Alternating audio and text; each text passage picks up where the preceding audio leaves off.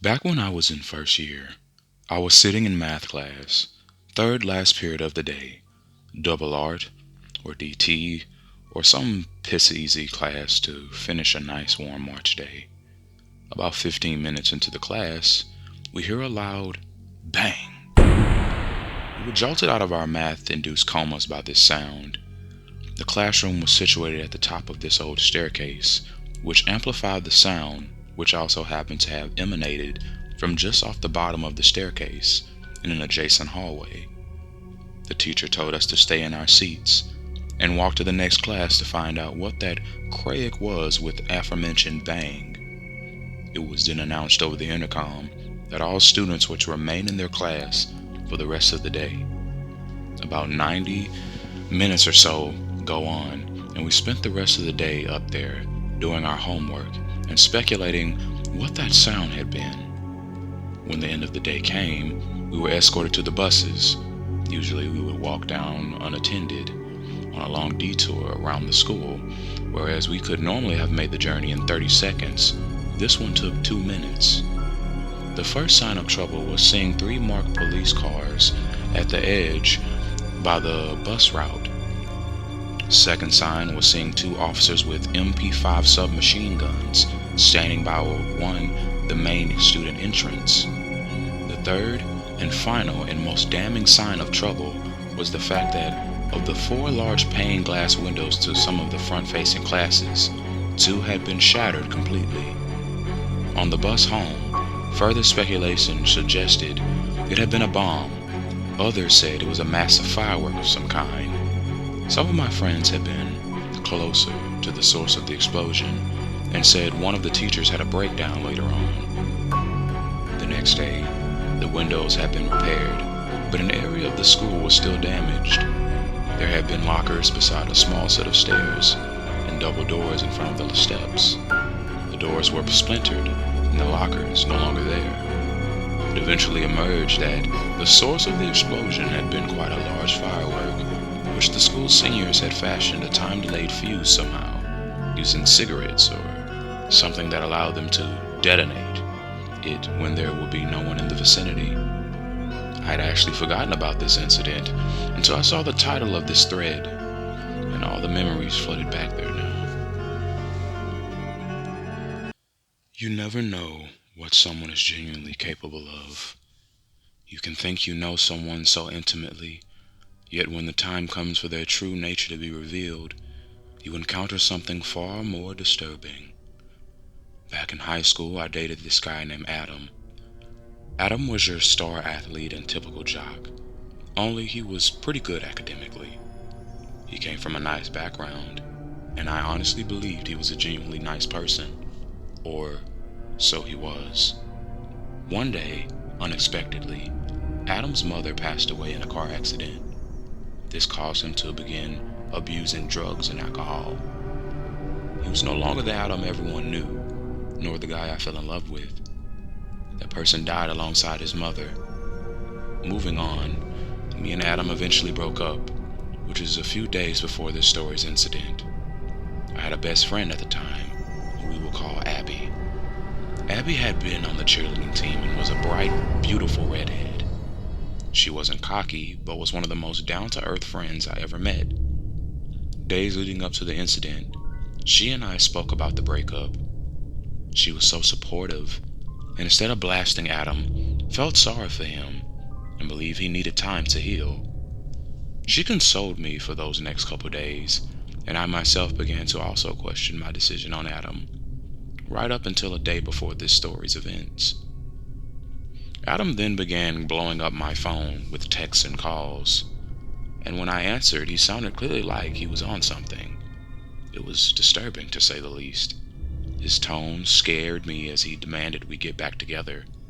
As I hung up, being the shy teen I was, he called again, but when I didn't answer, he left a voice message on how I abandoned him and how he needed me, and even blamed my friend Abby for convincing me to break up with him.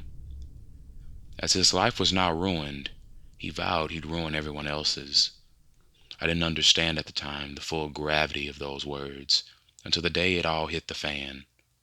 I was in science class, biology 2 to be exact, when suddenly there was an announcement on the intercom. We would be going into lockdown. Our teacher, Miss Ann, quickly locked the door and turned off the lights. It was then we heard it. A couple girls began screaming and crying. Not long after that, I heard someone yelling, which sounded like my name. To my horror, it was Adam. I thought he was in danger, and without thinking, I bolted to the door to see, but my teacher, she yelled not to open the door, but I couldn't leave him out there to die. It was then Adam appeared in the doorway, bloodied. I screamed, as I thought he was injured. Our teacher, against her better judgment, then proceeded to open the door for him as he pleaded the killer was down the hall. We opened and let him in and hastily locked the door back. By this time, Abby approached him and asked if he was okay. My teacher and I combed over him, analyzing his blood-stained shirt, but saw no notable injuries. It was then Adam uttered the most spine-chilling thing I had ever heard. In a sick, emotionless tone, Adam said, "You can stop searching. It's not my blood. I killed them, because I told you we would be together. But I had to just see you one last time." Adam reached for the gun, and in an instant, my friend Abby pushed me aside as I heard a loud bang. My ears were ringing. I then saw my other guy friends from the class restraining Adam as my teacher cared for Abby. I lost two things that day: my best friend and my sense of trust. I have a hard time trusting anyone now. And though Adam was arrested and is in prison to this day, as I said before, you never truly know what someone is capable of. A few years back, I went to a fairly small school in the Midwest Great Lakes area. I started my day pretty much like usual.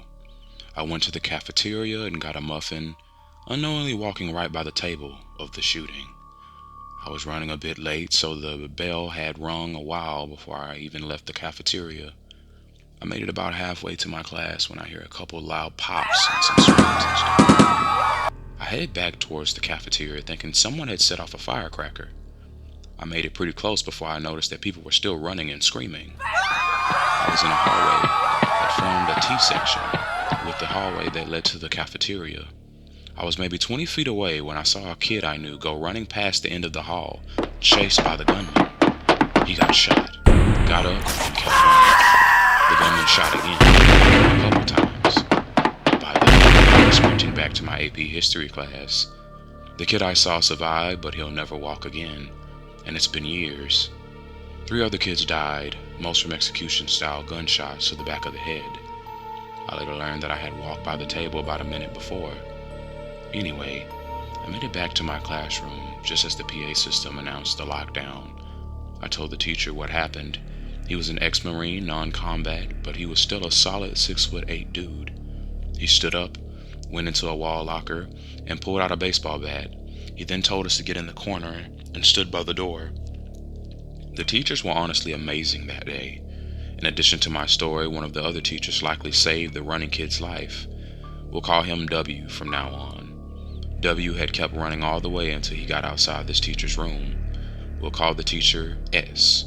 Mr. S had done about the same thing my teacher had done, except that he also had a bulletproof vest handy in his wall locker.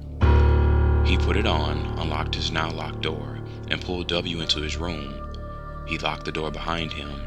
Another teacher, will call him H, then chased him from the building. H happened to be a rather large football coach. He was the study hall monitor and allegedly chased the shooter out the cafeteria as well. He stopped to check in the boys, and when he realized that the shooter was still pursuing someone, left and started chasing him down. I know he was shot at least once because my friend said he jumped behind a vending machine to avoid it. Next time we were in school, no more vending machine. I guess the shooter was out of bullets by the time he chased him out the building. He then went back and sat with the boys until the paramedics arrived.